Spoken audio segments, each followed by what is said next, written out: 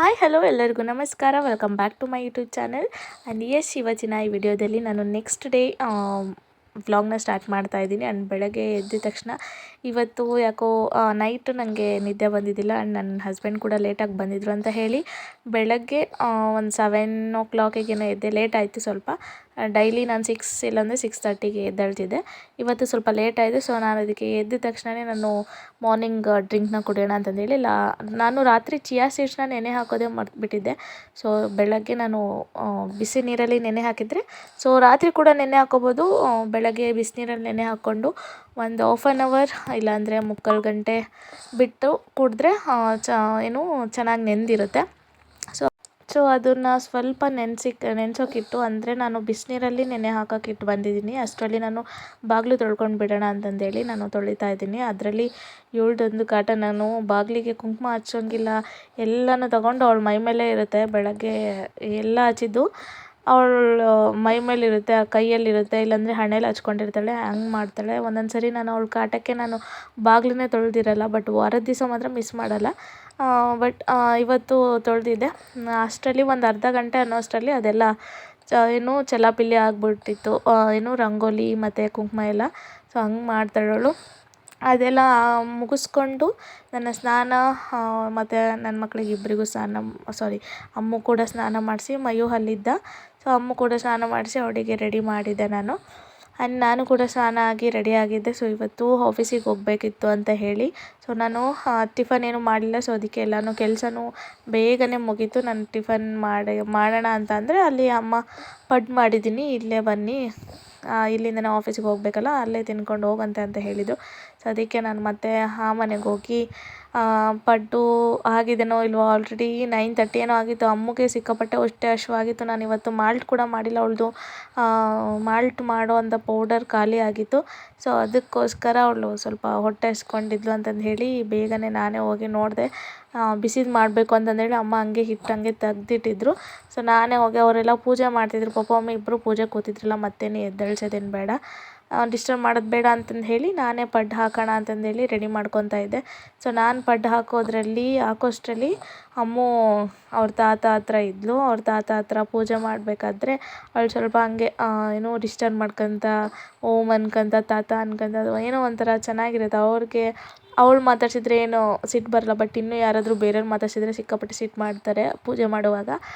ಅವರಿಬ್ಬರು ಮೊಮ್ಮಕ್ಕಳು ಮಾತಾಡ್ಸಿದ್ರೆ ಏನು ಸಿಟ್ಟು ಮಾಡ್ಕೊಳಲ್ಲ ಅವರು.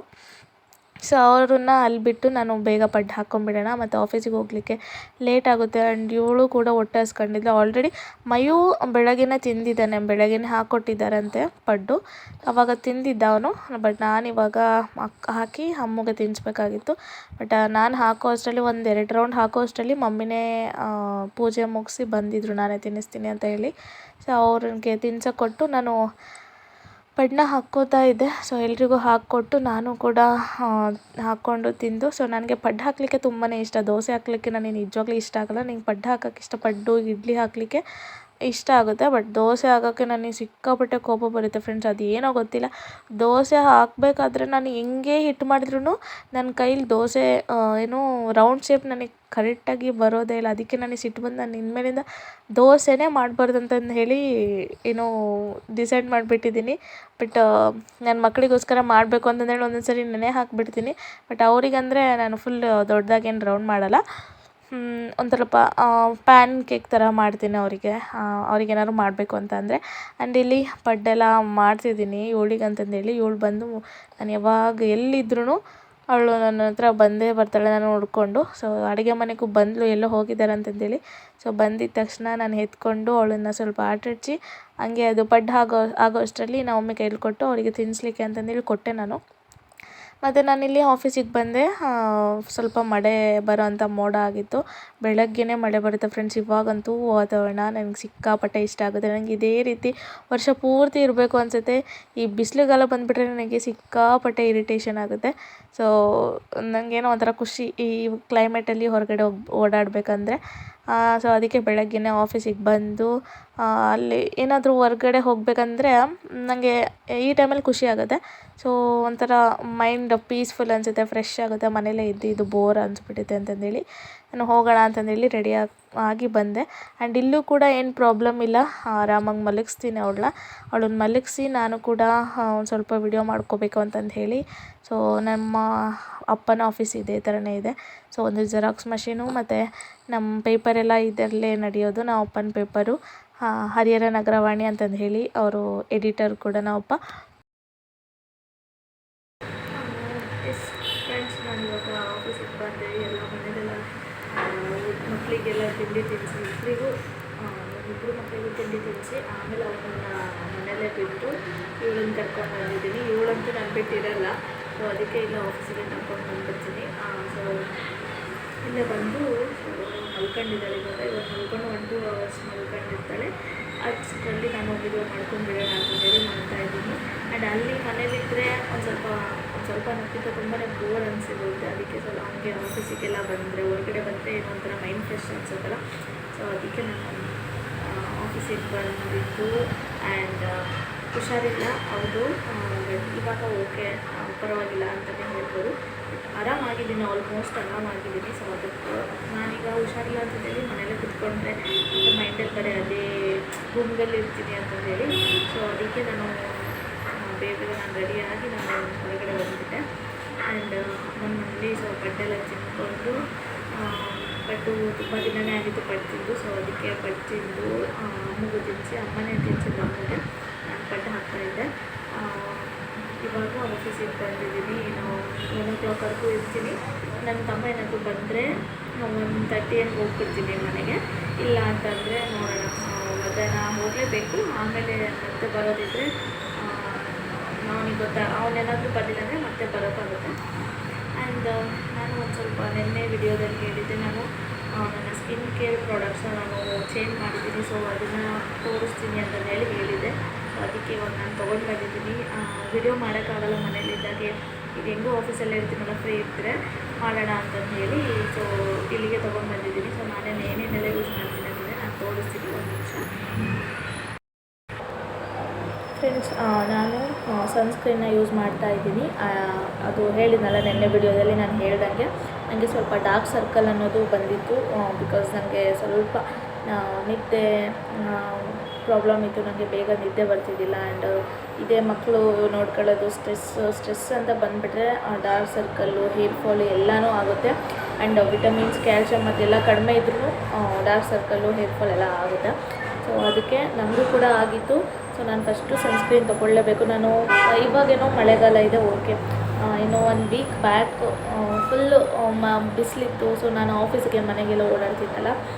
ಸೊ ಸುಮ್ಮನೆ ಸಣ್ಣ ಟ್ಯಾನ್ ಆಗಿ ಪಿಗ್ಮೆಂಟೇಷನು, ಪಿಂಪಲ್ಸು, ಆಯಿಲ್ ಸ್ಕಿನ್ ಜಾಸ್ತಿ ಆಗಿಬಿಡುತ್ತೆ. ಸೊ ಅದಕ್ಕೋಸ್ಕರನೇ ನಾನು ಡಾಕ್ಟರ್ ಕನ್ಸಲ್ಟ್ ಮಾಡಿ ಆ್ಯಂಡ್ ಸ್ವಲ್ಪ ಇನ್ಫ್ಲುಯೆನ್ಸರ್ನೆಲ್ಲ ನಾನು ಕೇಳಿಕೊಂಡು ನಾನು ಒಂದು ಸಜೆಸ್ಟ್ ಮಾಡ್ಕೊಂಡಿರೋದು ಅಂದರೆ ಇದು ಒಂದು ಸನ್ಸ್ಕ್ರೀನ್ನ. ಸೊ ಸನ್ಸ್ಕ್ರೀನು ನಾನು ಇದು ಡಿಕನ್ಸ್ಟ್ರಕ್ಟ್ ಸನ್ಸ್ಕ್ರೀನ್ನ ಯೂಸ್ ಮಾಡ್ತಾಯಿದ್ದೀನಿ. ಸೊ ಇದು SPF 55+ ಇದೆ, ನೋಡ್ಬೋದು. ಸೊ SPF 55+ ಇದೆ ಆ್ಯಂಡ್ ಡಿಕನ್ಸ್ಟ್ರಕ್ಟ್ ಅಂತಂದೇಳಿ ಇದನ್ನು ನಾವು ಆಯಿಲ್ ಸ್ಕಿನ್ ಮತ್ತು ಕಾಂಬಿನೇಷನ್ ಸ್ಕಿನ್ನ ಯೂಸ್ ಮಾಡ್ಬೋದು. ಡ್ರೈ ಸ್ಕಿನ್ ಅಲ್ಲ, ಡ್ರೈ ಸ್ಕಿನ್ನರಿಗಲ್ಲ, ಇದನ್ನು ಆಯಿಲ್ ಸ್ಕಿನ್ ಮತ್ತು ಕಾಂಬಿನೇಷನ್ ಸ್ಕಿನ್ ಇರುತ್ತಲ್ಲ ಅದು ಯೂಸ್ ಮಾಡಿದ್ರೆ ಒಳ್ಳೆ ರಿಸಲ್ಟ್ ಬರುತ್ತೆ. ಬಟ್ ಇದರಲ್ಲಿ ಆಲ್ ಸ್ಕಿನ್ ಟೈಪ್ ಅಂತ ಕೊಟ್ಟಿರ್ತಾರೆ. ಬಟ್ ಆದರೆ ನಾನು ಸಜೆಸ್ಟ್ ಮಾಡಿದ್ರೆ ಸ್ವಲ್ಪ ಆಯಿಲ್ ಸ್ಕಿನ್ ಇರೋರಿಗೆ ತುಂಬಾ ಚೆನ್ನಾಗಿ ವರ್ಕ್ ಆಗುತ್ತೆ. ಆ್ಯಂಡ್ ಇದು ಎಷ್ಟು ಬೇಗನೆ ಅಬ್ಸರ್ವ್ ಆಗುತ್ತೆ ಅಂದರೆ ಇದನ್ನು ಒಂದು 2 fingers ಫುಲ್ ತೊಗೊಂಡು ಹಿಂಗೆ ನೀಟಾಗಿ ಅಪ್ಲೈ ಮಾಡಿಕೊಂಡ್ರೆ ವಿತಿನ್ ಎ ಸೆಕೆಂಡ್ ನಮಗೆ ಅಬ್ಸರ್ವ್ ಆಗುತ್ತೆ. ಆ್ಯಂಡ್ ಆಯಿಲಿನೆಸ್ ಏನೂ ಅನಿಸಲ್ಲ, ಬೇಗ ಡಿಹೈಡ್ರೇಟ್ ಕೊಡುತ್ತೆ ನಮಗೆ ಫೇಸ್ಗೆ. ಸೊ ನನಗೆ ನಿಜವಾಗ್ಲೂ ತುಂಬಾ ಇಷ್ಟ ಆಯಿತು ಇದು. ಸೊ ಇದು ಪ್ರೈಸ್ ಬಂದು 349 ಇದೆ, 350 ರುಪೀಸ್ ಇದು ಆ್ಯಕ್ಚುಲಿ ನಾನು ಆನ್ಲೈನಲ್ಲೇ ತರಿಸಿದ್ದು. ಇಲ್ಲಿ ನಾನು ಎಲ್ಲೂ ಮೆಡಿಕಲ್ ಶಾಪಲ್ಲಿ ಏನೂ ಕೇಳಿಲ್ಲ, ಬಟ್ ಆನ್ಲೈನಲ್ಲೇ ತರಿಸಿರೋದು. ಇಲ್ಲಿ ಸ್ವಲ್ಪ ವೆಹಿಕಲ್ಸ್ ಸೌಂಡ್ ಜಾಸ್ತಿನೇ ಬರುತ್ತೆ, ಮೇನ್ ರೋಡ್ ಆಗಿರೋದ್ರಿಂದ. ಸೊ ಅಡ್ಜಸ್ಟ್ ಮಾಡಿಕೊಡಿ. ಸೊ ಅದಕ್ಕೆ ಮೈಕ್ನ ನಾನು ತೊಗೊಂಡು ಬಂದಿದ್ದೀನಿ, ಮೈಕಲ್ಲೇ ಮಾತಾಡೋಣ ಅಂತಂದು ಹೇಳಿ. ಇದನ್ನು ನಾನು 350 ರುಪೀಸ್ ಕೊಟ್ಟು ನಾನು ತೊಗೊಂಡಿರೋದು, ಆನ್ಲೈನಲ್ಲಿ ತರಿಸಿರೋದು. ಸೊ ತುಂಬಾ ಒಳ್ಳೆ ರಿಸಲ್ಟ್ ಬಂದಿದ್ದೀನಿ. ಅದು ಪೌಡರ್ ಯಾವುದು ಯೂಸ್ ಮಾಡ್ತೀನಿ ಅಂತಂದರೆ ನಾನು 2 years 3 years ಬ್ಯಾಕಿಂದ ನಾನು ಫೇಸಸ್ ಕೆನಡಾ ಅವ್ರದ್ದು ಕಾಂಪ್ಯಾಕ್ಟ್ ಪೌಡರ್ನ ಯೂಸ್ ಮಾಡ್ತೀನಿ. ಆ್ಯಂಡ್ ಇದು ಮ್ಯಾಟ್ ಫಿನಿಶ್ ಕೊಡುತ್ತೆ. ಸೊ SPF 20 ಇದೆ ಇದು. ಸೊ ನನಗೆ ಪರ್ಸ್ನಲಿ ಇದು ನಾನು 1-2-3 ಇಯರ್ಸಿಂದ ನಾನು ಯೂಸ್ ಮಾಡ್ತಾ ಇರೋದು. ಆ್ಯಂಡ್ ಇದು ಪ್ರೈಸ್ ಬಂದು 199 ರುಪೀಸ್. ಇದು ಪ್ರೈಸ್ ಬಂದು 199 ರುಪೀಸು. ಸೊ ಇದು ಆ್ಯಕ್ಚುಲಿ 2-3 ಇಯರ್ಸ್ ಆಯಿತು. ನಾನು ಈಗ ಮತ್ತೆ ಹೊಸ ತೊಗೋಬೇಕು. ಈಗ ಆಲ್ರೆಡಿ ಅದು ಎಕ್ಸ್ಪೈರ್ ಡೇಟ್ ಆಗೋಕ್ಕೆ ಬಂದಿದೆ. ಸೊ ಅದನ್ನು ಮತ್ತು ನಾನು ಫೇಸ್ ವಾಶ್ ಯಾವುದು ಯೂಸ್ ಮಾಡ್ತೀನಿ ಅಂದರೆ, ಫೇಸ್ ವಾಶ್ ಏನೂ ಯೂಸ್ ಮಾಡೋದಿಲ್ಲ, ಓನ್ಲಿ ಗ್ರಾಮ್ ಫ್ಲೋರ್ ಸೋಪ್ ಅಷ್ಟೇ ಯೂಸ್ ಮಾಡೋದು. ಸೊ ನನಗೆ ಅದು ಹಚ್ಕೊಂಡ್ರೆ ಮಾತ್ರ ನನಗೆ ಯಾವುದೇ ರೀತಿ ಪಿಂಪಲ್ಸು ಅದೇನೂ ಅನಿಸೋದಿಲ್ಲ. ನನಗೆ ಕಂಫರ್ಟ್ ಝೋನ್ ಅಂತಲೇ ಹೇಳ್ಬೋದು. ಸೊ ಎಸ್, ನಾನು ಗ್ರಾಮ್ ಫ್ಲೋರ್ ಸೋಪ್ನ ಯೂಸ್ ಮಾಡೋದು. ಆ್ಯಂಡ್ ಯಾವುದೇ ರೀತಿ ಫೇಸ್ ವಾಶ್ ಏನೂ ಯೂಸ್ ಮಾಡಲ್ಲ. ಅವಾಗೆಲ್ಲ ಯೂಸ್ ಮಾಡ್ತಿದ್ದೆ ಫೇಸ್ ವಾಶ್, ಅದೆಲ್ಲ ಯೂಸ್ ಮಾಡ್ತಿದ್ದೆ. ಬಟ್ ಅದೇನು ನನಗೆ ರಿಸಲ್ಟ್ ಸಿಕ್ಕಿಲ್ಲ. ನನಗೆ ಏನೋ ಒಂಥರ ಆಯಿಲ್ ಸ್ಕಿನ್ ಆಗೋದು, ಪಿಂಪಲ್ಸ್ ಜಾಸ್ತಿ ಆಗೋದು ಆ ಥರ ಎಲ್ಲ ಆಗ್ತಿತ್ತು. ಬಟ್ ನನಗೆ ಈಗ ಗ್ರಾಮ್ ಫ್ಲೋರ್ ಸೋಪ್ ಹಚ್ಚಿದಾಗಿಂದನೂ ನನಗೆ ಯಾವುದೇ ರೀತಿ ಪಿಂಪಲ್ಸ್ ಬರೋದಿಲ್ಲ. ಸೊ ಆಲ್ಮೋಸ್ಟ್ ನಾನು ಕೇಳಿರೋ ಪ್ರಕಾರ ಇವಾಗಿಂದ ಹುಡುಗಿರಾಗಿರಲಿ, ಏಜ್ ಆದವರಾಗಿರಲಿ, ಚಿಕ್ಕ ಮಕ್ಕಳಿಗೂ ಆದರೂ ಗ್ರಾಮ್ ಫ್ಲೋರ್ ಸೋಪು ಕೂಡ ಹಚ್ಚಿದರೆ ಒಳ್ಳೇದು ಅಂತಲೇ ಹೇಳ್ಬೋದು. ಒಳ್ಳೆ ಕಲರ್ ಕೊಡುತ್ತೆ ಆ್ಯಂಡ್ ನ್ಯಾಚುರಲ್. ಅದರಲ್ಲೂ ಸದ್ಗುರು ಗ್ರಾಮ್ ಫ್ಲೋರ್ ಸೋಪ್ ಅದನ್ನೇ ತೊಗೊಳ್ಳಿ, ಬೇರೆ ಯಾವುದು ತೊಗೊಳಕ್ಕೆ ಹೋಗಬೇಡಿ. ಅದೆಲ್ಲ ಬೇರೆ ಕೆಮಿಕಲ್ಸ್ ಎಲ್ಲ ಮಿಕ್ಸ್ ಇರುತ್ತೆ. But Sadhguru is the best ಅಂತಲೇ ಹೇಳ್ಬೋದು.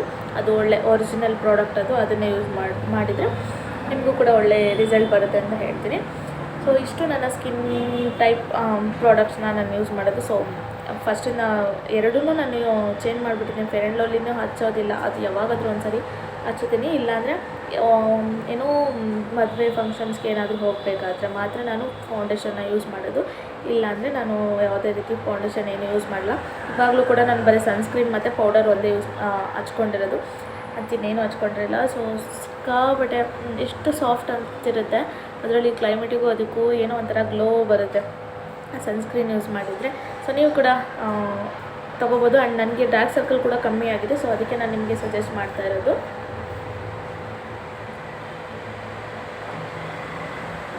ಆ್ಯಂಡ್ ಇವತ್ತಿನ ವ್ಲಾಗ್ ಹೇಗೆ ಬರುತ್ತೆ ಅಂತಂದೇಳಿ ನೋಡೋಣ. ಇನ್ಯಾರೆಲ್ಲ ನನ್ನ ಚಾನಲ್ನ ಸಬ್ಸ್ಕ್ರೈಬ್ ಮಾಡ್ಕೊಳ್ತಾ ನೋಡ್ತಾ ಇದ್ದರೆ ಬೇಗ ಹೋಗಿ ಸಬ್ಸ್ಕ್ರೈಬ್ ಆಗಿ. ಆ್ಯಂಡ್ ಇನ್ನಷ್ಟು ನೆಕ್ಸ್ಟ್ ವ್ಲಾಗಲ್ಲಿ ಸಿಗ್ತೀನಿ. ಆ್ಯಂಡ್ ನೋಡೋಣ ಇವತ್ತಿನ ವ್ಲಾಗಲ್ಲಿ ಇವತ್ತಿನ ದಿನ ನಂದು ಏನೇನಿರುತ್ತೆ ಅಂತಂದೇಳಿ ನಾನು ನಿಮ್ಮ ಜೊತೆ ಶೇರ್ ಮಾಡ್ತೀನಿ. ಸೊ ಬನ್ನಿ ವ್ಲಾಗ್ನ ಕಂಟಿನ್ಯೂ ಮಾಡ್ತೀನಿ.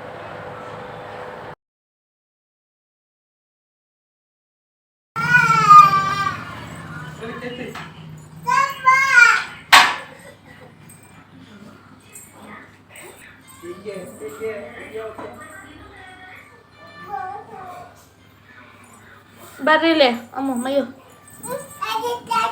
ಚಾಕಿ ಆಮೇಲೆ ಕೊಡ್ತೀನಿ, ಬೇಗ ಬಾ.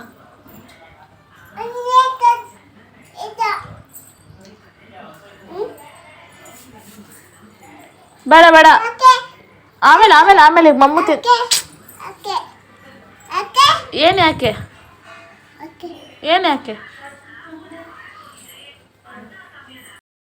ಎಸ್ ಫ್ರೆಂಡ್ಸ್, ನಾನು ಆಫೀಸಿಂದ ಮನೆಗೆ ಬಂದು ಮಧ್ಯಾಹ್ನ ಅಷ್ಟೊತ್ತಿಗೆ ಇವರಿಬ್ಬರಿಗೂ ಊಟ ಮಾಡಿಸಿ ನನಗೆ ಸಿಕ್ಕಾಪಟ್ಟೆ ಸುಸ್ತಾಗ್ಬಿಟ್ಟಿದೆ. ಯಾಕೋ ಗೊತ್ತಿಲ್ಲ, ಮಧ್ಯಾಹ್ನ ಟೈಮ್ ಹೊಟ್ಟೆ ನಾಶವಾಗಿದ್ದಿಲ್ಲ. ಇವಳಲ್ಲಿ ಟಿ ವಿನಲ್ಲಿ ಸಾಂಗ್ ಬರ್ತೈತಿ ಅಂತ ಹೇಳಿ ಡ್ಯಾನ್ಸ್ ಮಾಡ್ತಾಯಿದ್ಲು. ಇವಳದು ಇದು ಒಂದು ಸೋಗ್ಲಾಟ, ತಿರುಗೋದು ಏನು ಒಂಥರ ಯಕ್ಷಗಾನ ಥರ ಯಕ್ಷಗಾನದವ್ರು ತಿರುಗ್ತಾರಲ್ಲ ಆ ಥರ ಅಷ್ಟು ಫಾಸ್ಟಾಗಿ ತಿರುಗ್ತಾಳೆ ಫ್ರೆಂಡ್ಸ್. ನನಗಂತೂ ಸಿಕ್ಕಾಪಟ್ಟೆ ಭಯ ಆಗುತ್ತೆ, ಎಲ್ಲಿ ಬೀಳ್ತಾಳೆ ಏನೋ ಅಂತಂದು. ನಿಜವಾಗ್ಲೂ ಬೀಳೋದಿಲ್ಲ, ನಮ್ಮನ್ನೇ ಬೀಳಿಸ್ತಾಳೆ ಅವಳು, ಹಂಗೆ ತಿರುಗ್ತಾಳೆ, ಅಷ್ಟು ಫಾಸ್ಟಾಗಿ ತಿರುಗ್ತಾಳೆ. ನಾನಂತೂ ಭಯನೇ ಒಂದು ಕಡೆ ಇದ್ದರೆ ಒಂದು ಕಡೆ ತುಂಬಾ ನಗ್ತಿರ್ತೀನಿ ಅವಳು ತಿರುಗಬೇಕಾದ್ರೆ. ಆ್ಯಂಡ್ ಇವಾಗ ತಮ್ಮನ ತೋರಿಸೋಣ ಅಂತಂದೇಳಿ ನಾನು ವಿಡಿಯೋದ ತುಂಬ ದಿನವೇ ಆಗಿತ್ತು ಇವನನ್ನ ವಿಡಿಯೋದಲ್ಲಿ ತೋರಿಸಿದ್ದಿಲ್ಲ. ಸೊ ಯಾಕೋ ಗೊತ್ತಿಲ್ಲ, ಟಿ ವಿ ಮುಂದೆ ಅದರಲ್ಲೂ ಫ್ಯಾಮಿಲಿ ಜೊತೆ ಕೂತಿದ್ದಾನಂದರೆ ಅವನು ಫ್ರೀ ಇದ್ದಾನೆ ಅಂತ ಅಲ್ಲ, ಅವನಿಗೆ ಪಾಪ ಫ್ರೀನೇ ಇರಲ್ಲ, ಏನೋ ಕೂತಿದ್ದಾನಂತಂದು ಹೇಳಿ ನಾನು ವಿಡಿಯೋ ಮಾಡ್ಕೊತಾ ಇದ್ದೆ. ಸೊ ಇಲ್ಲಿಗೆ ಈ ವ್ಲಾಗ್ನ ಮುಗಿಸ್ತಾ ಇದ್ದೀನಿ. Thank you for watching, love you all.